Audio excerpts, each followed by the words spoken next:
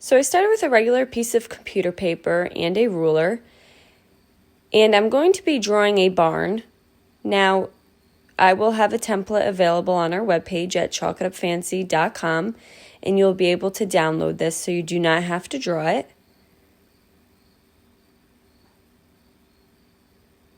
And once I had the left side of the barn drawn up, I just folded my paper in half, and with a pair of scissors, I just cut out on the lines.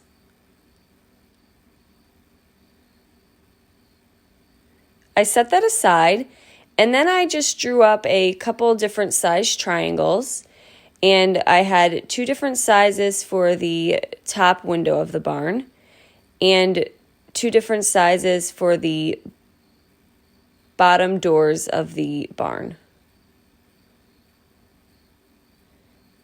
And then I just cut those triangles out as well. Once everything was cut, I took this iron-on fabric that we find from Walmart. They come out with different designs and colors for the different seasons. And I took my barn, and on the back side of the iron-on fabric, I just traced the barn. And then I cut that out.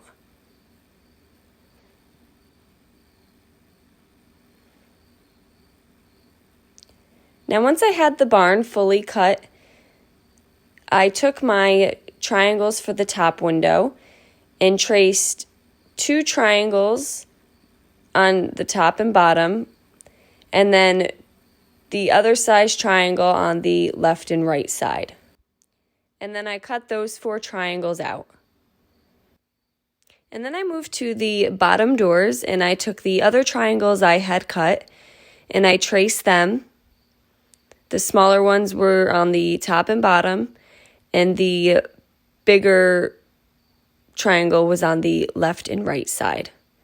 And once I had all the triangles traced, I then cut those out.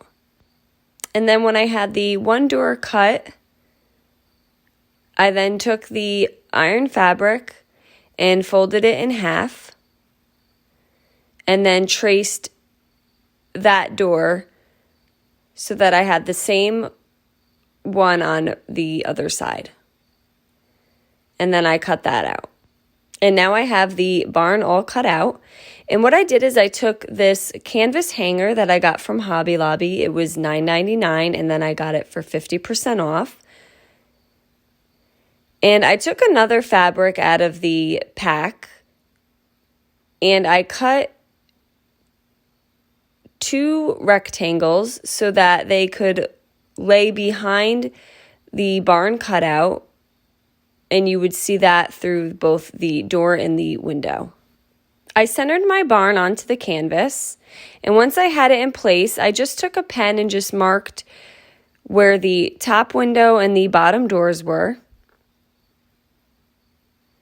And then I took the bigger rectangle and I placed it on the bottom, and I laid a paper towel down, and then I took my iron, and you want it on a cotton setting, and I just rubbed this on until the fabric had adhered to the canvas.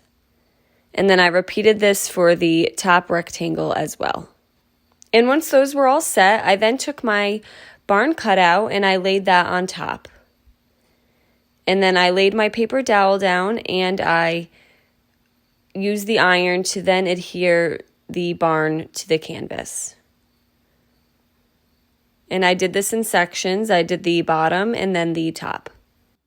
Now, once that fabric was completely adhered to the canvas, I then took this truck with some pumpkins in the back. It was in another packet of iron-on cutouts that I got from Walmart. And I ironed the truck to the bottom right corner of the barn. Once I had everything ironed on, I set that aside, and I took some wood letters that I get right from the Dollar Tree. They come a 26 pack for $1. And I painted the wood letter cutouts with Wise Owl Black. And the word I chose for my canvas was welcome.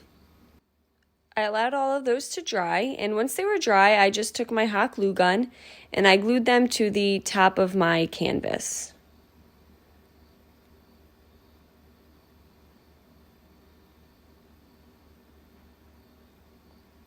And once they were all in place, I just took a little bit of the salve from Wise Owl and my palm brush, and I just freshened up the words. And there you go, guys. I hope you enjoyed this tutorial. You can get paint products over on our webpage at chalkitupfancy.com.